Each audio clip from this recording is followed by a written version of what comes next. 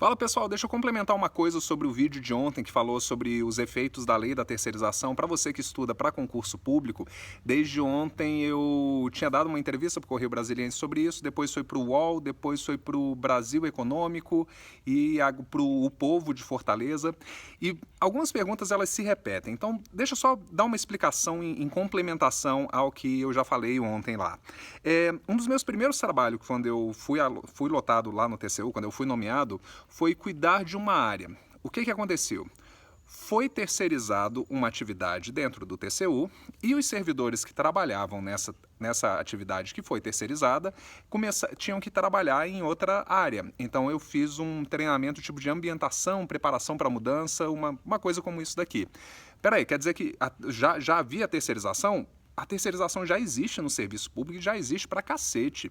Se a gente for colocar ao pé da letra na lei, todas as atividades praticamente de gestão de pessoas, as atividades da área de finanças, as atividades da área de contratação, as atividades da área de suporte, as atividades da área meio, as atividades de segurança, de tecnologia da informação, que eu já devo ter falado, de manutenção predial, de copa, de limpeza, vamos encontrar aqui o que mais? De assessoria de imprensa e comunicação com o pessoal, de imagem com a população, de planejamento e de processos, todas as atividades que não são as atividades que estão condizentes com a lei que foi criada, para o qual aquele órgão foi criado, são terceirizáveis. Então, a Constituição ela coloca, é obrigatório o concurso público para atuar no serviço público, artigo 37, inciso 2º lá. E a Constituição é sempre muito maior do que uma mera lei ordinária. E a terceirização ela já existe e ela já pode existir. Isso muda com a aprovação dessa lei? Com relação à área meio, não. Isso quer dizer, já tem mais de 20 anos que se viesse uma orientação e o pessoal dissesse, a partir de agora nós não queremos ter servidores de nível médio, a gente quer terceirizar tudo. Já pode. Nós não queremos ter mais área meio, a gente vai querer ter 10 supervisores só e eu quero terceirizar todo o resto. Já pode. Então, não tem uma mudança com relação a isso. Pode vir, a partir de agora, uma mudança com relação à área fim, mas é tipo, não é isso agora. Então, qual foi a intenção dessa lei? A intenção dessa lei trata de 95% da população brasileira, que trabalha com o quê? Com indústria, com comércio e com serviços. A intenção dessa lei não é serviço público, administração pública. Entretanto, quem estuda para concurso público, não vocês que me seguem aqui no meu canal, mas todos os seus colegas do Facebook, todo mundo que está ouvindo, o pessoal está desesperado. Eles acham, esse governo corrupto, filha da puta, só querem me fuder e querem acabar comigo. E o único pensamento é esse. Tudo que acontece é para ferrar a pessoa que estuda para concurso.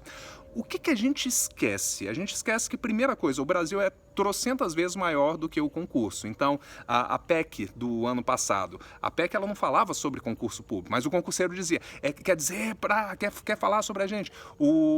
Essa lei de terceirização, ela não fala de concurso público, mas o concurseiro ele pensa, ela está falando a respeito de mim.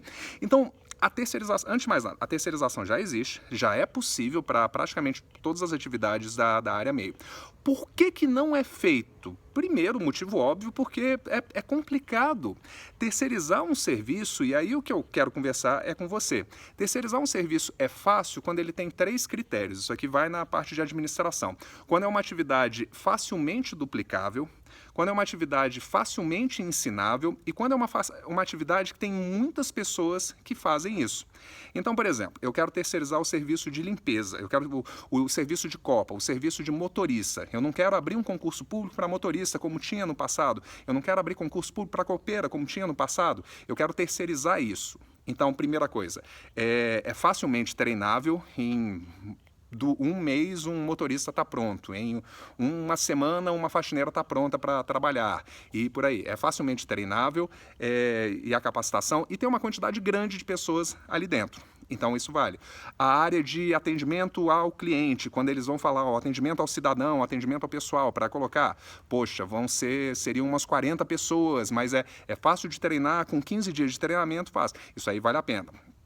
Agora, como que funciona normalmente lá no serviço público? Então, virtualmente, todas as atividades que eu já atuei como servidor público poderiam ser terceirizadas.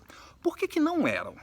Eu, como na Anatel, nos 2 setores que eu trabalhei, no TCU, nos 3 setores que eu trabalhei, eu tinha competências que eu era o único cara do TCU que sabia como fazer. Então, meu chefe sabia fazer, mas eu era a única pessoa que tinha aquela atribuição. Então, se fossem terceirizar o cargo do Vitor, não compensaria, porque ia colocar só uma pessoa. E praticamente todos os meus colegas, né, algumas áreas seriam 2 ou 3 pessoas fazendo a mesma coisa. Mas quando a gente fala do servidor público, não é uma área com 10 pessoas fazendo exatamente a mesma atividade. É complicado você fazer uma terceirização em uma área que não tem tanta gente. Então, eu trabalhava no TCU, eu trabalhava no ISC, na área de educação corporativa. Eram mais de 50 pessoas lá. Só que eram 50 pessoas, vou terceirizar, vou contratar 50 pessoas. Mas essas 50 pessoas não realizavam todas apenas uma tarefa, como é um caso de limpeza, como é um caso de suporte ao usuário de cliente. Cada uma dessas pessoas tinha uma atividade muito específica.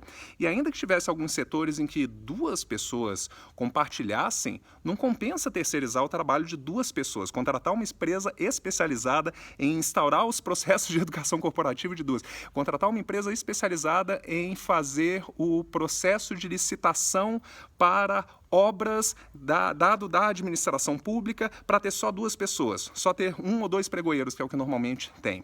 Então, o que rola sobre isso daqui, certo? A coisa mais importante. Já é possível terceirizar uma penca de coisa. Primeira coisa, já é possível. Então, se fosse para querer terceirizar, poderia fazer já uma pancada de coisa. Por que não o é? Porque, habitualmente, a terceirização ela funciona para atividades que são rotineiras, que são de fácil capacitação e que tem muita quantidade de gente para estar trabalhando com aquilo. O que se encaixa com algumas atividades no serviço público, por exemplo, suporte ao usuário, motorista, copa, limpeza, manutenção predial, que é fácil de ensinar, é rotineiro e tem muita gente que precisa. Mas a maior parte das atividades são pouca gente e é muito especializado. Então, vamos lá, vou terceirizar agora o trabalho de um auditor federal do TCU, por causa do texto da lei, por exemplo. Show! Quanto tempo eu levaria para preparar uma pessoa, se eu fosse uma empresa privada, quanto tempo eu levaria para preparar e quanto tempo me custaria para ter um cara capacitado a fazer auditorias externas em órgão público para fazer do jeito lá? Cara, no mínimo 2 anos, 3 anos de capacitação, e o cara tinha que ser um pica das galáxias por aí. Não compensa para a empresa de terceirização em praticamente nenhum lugar no mundo fazer uma coisa que não seja rápido de treinar esse pessoal. O que houve dentro dessa lei? Qual é que está o ponto? Então, mais uma vez, 95% do assunto dessa lei fala sobre 95% da população que não é você, que é o pessoal que trabalha em indústria, que trabalha em comércio, que trabalha em serviço. Você que trabalha no concurso público, o que ela fala sobre você? Primeiro, ela continua dizendo que a terceirização dentro da área meio ela é possível e ela só deixa uma forma ampla de modo que eu posso interpretar que eu também posso terceirizar coisas dentro da área fim. Primeira coisa é um tiro no pé. Mas é todo mundo doido. O que a gente tem que lembrar? Beleza, tem um doido como presidente, tem um do órgão, por exemplo, tem um doido como o diretor de determinado departamento, mas 95% do departamento ainda é servidor. Servidor é o cara que você quer se tornar, servidor é o cara pelo qual você é responsável. Eu lembro no TCU foi indicado uma pessoa para ser ministro, a galera se rebelou. Os servidores do TCU disseram, essa pessoa não entra e não trabalha aqui, a gente não trabalha desse tipo. E hoje em dia vocês estão com... Às vezes o concurseiro está com uma baixa autoestima. Vocês tiraram um presidente recentemente. O poder que vocês têm como povo, quando se mobilizam, quando se organizam, é uma coisa muito grande. E é muito fácil apontar e dizer, não funciona, é todo mundo ruim e tal. E eu poderia ser um canal aqui que está aqui para reclamar. Estou aqui para dizer, galera, ferrou tudo, lascou. Esse canal ele tem um propósito, que é você que estuda para concurso público, cara, eu te manter na linha, eu te ajudar, eu te orientar, eu te inspirar, eu te manter no foco para você continuar fazendo o teu estudo. Então, sobre a área fim, que é o último ponto que eu coloquei, de fato, abre-se uma margem interpretativa para que fosse possível a terceirização de atividades na área fim. Sendo possível, primeira coisa, é viável? Sendo possível, é algo que eu quero fazer? Primeira coisa para a maioria dos assuntos no gestão seria um absoluto tiro no pé. Por quê? Porque sairia mais caro, sairia muito mais complicado, sairia muito mais trabalhoso. Terceirização pode sair bem mais caro também, certo? Por uma penca de coisa. Mas e se fosse possível? Em sendo possível, esse texto agora bate de frente com um texto constitucional. O que está na Constituição briga com o que está dentro desse texto. E quando isso ocorre, uma mera lei ordinária é soltada e que bate de encontro com um texto constitucional, o que faz? Faz-se necessário, antes dela gerar efeitos no mundo real, uma regulamentação. Alguém para vir explicar: galera, desculpa, isso aqui queria falar sobre a indústria, sobre o comércio, porque o cara que é um empresário, ele faz do jeito que ele quiser. Então isso aqui vai ser regulamentado, e sendo que regulamentado, tanto o TCU quanto o STF já tem posicionamento sobre a inconstitucionalidade desse assunto. Vai mudar alguma coisa? Então, é possível que a partir dessa lei o pessoal comece a terceirizar mais algumas outras atividades dentro da área meio. Mas o que é importante, já é possível. Então, a mudança, não há uma proibição legal hoje para que isso seja feito. Simplesmente não tem intenção e o pessoal sabe que é complicado. Então, se vai mudar alguma coisa, não é por causa da aprovação dessa lei, porque ela, na área meio, não tem nada que já não seja possível ser feito hoje. Faz sentido, pessoal? Então, o que vai acontecer? Vai afetar ou não vai afetar? Pode afetar. Pode afetar dentro desse texto. Pode afetar na área meio, porque já é possível afetar na área meio, do jeito que pela discricionariedade do gestor. Vai afetar na área fim? Só se o pessoal rasgar a Constituição. E aí você, o pobre menino que está assistindo o Vitor, que não sabe nada de direito constitucional, vai dizer: é isso que eles fazem todo dia e tal. Mas você que fez o seu mínimo estudo de direito constitucional sabe que a norma constitucional ela sempre é superior. E que, num caso como esse, de um conflito de uma norma infraconstitucional e uma norma constitucional, tem que haver uma posição. O pessoal vai ser provocado, o STF vai ser provocado, o pessoal vai ser colocado e vão continuar mostrando dentro da tendência do que já existe. Ok? Mais uma vez, eu espero que isso acalme um pouquinho o seu coração. É muito fácil eu vir aqui provocar pânico para vocês. De repente, alguns de vocês até gostariam de eu vir dizer: acabou tudo, ferrou tudo, lascou o filho da mãe, o fulano de tal, e começar a apontar os dedos por aí. Para os meus alunos, e de repente, se você não é meu aluno, até facilita, porque os meus alunos continuam estudando. Para a galera que é meu aluno, para você que me segue aqui no YouTube, aqui no Face, galera, não é mistério isso não.